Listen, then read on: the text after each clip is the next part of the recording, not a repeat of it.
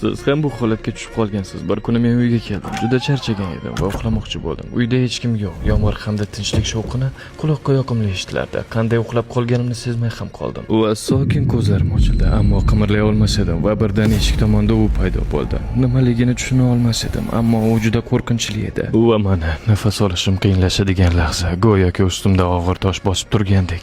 Men o'lim qo'rquvida edim va u pichirlay boshladi. Nega qimirlay olmayapsan?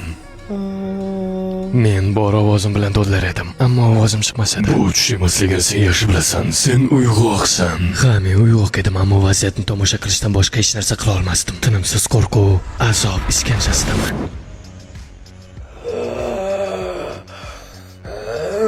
Va nihoyat men erkin nafas olishni boshlagandim. U ketdimi, demak qaytib ham kela oladi. O'zimga kelishim bilan birinchi qiladigan ishim bu.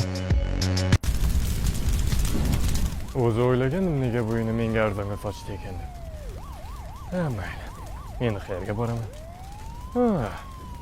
Uyimni kalitini yo'qotib qo'ydim. Seniki uxlaysan maylimi?